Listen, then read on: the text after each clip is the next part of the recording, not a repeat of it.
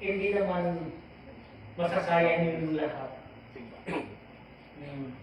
Dahil ang kailangan ngayon, kasi kulang na tayo sa prutas. Panahon noon, umakit ka lang sa bundok, maraming bayabas, maraming star apple, maraming Santol. santol, ang mayroon ng mga pinya, mga niyog, ang dami ng niyog. Nasaan? Ang ngayon, nasaan sila ngayon?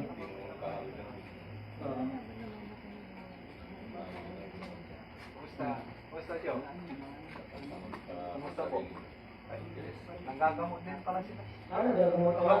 Oo, gagamot ka. Kumusta? Nanggagamot ka ako. Okay, maklasa. Pakiramdam niya.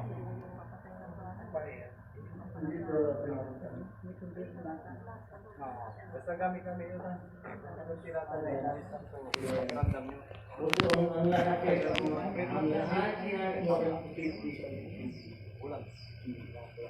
kasi yung bakit itong binabang mensahe tungkol sa mga kagandang? Ano ibig sabihin? Dahil lahat ng mga narito sa sakit, maraming kayong pinatay. Ang medicine yan, ano yung putas yan? Ang palaya, gulay, mga pagsasayaw avocado. Dahil ang lahat yan, walang posible sa Diyos. Mabisa nga kung tayo ay magkakaisa, mabisa nga tayo magtulungan dahil ang lahat yan, sugo ng Diyos yan para masaya mo. Pero sabi ng Diyos, huwag kayo magbawas ng iyong kaibigan, magdagdag kayo ng kaibigan. Yung mga tao sabi mo, ay mga kaibigan, bilang oras bumagsak sila at lalapit ka sa mga kaibigan mo, ibinalala mo o dahil yan, hindi yan totoo yan. May kailangan na. Yung mga sinso yan, hindi tayo kilala.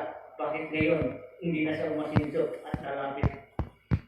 Lalapit ka sa mga taong dati mong kaibigan, ano gagawin na sa iyo? Iiwasan ka na. Ganun sabi ng Ama, walang patutunguhan ang tao na babago ang ugali. Dahil hindi mo alam kung lahat yan dinanan mo, masaya kayo, magpintuan kayo, masaya kayo, bigla ka umunlad at nakalimutan mo muna yung sayahanin noon dahil pati ang Diyos magtatampo sa iyo. Yun ang salita ng Diyos. Ito ang kailangan natin dapat pagmahalan. Gusto niyo, ano pang gusto niyong malalaman ninyo?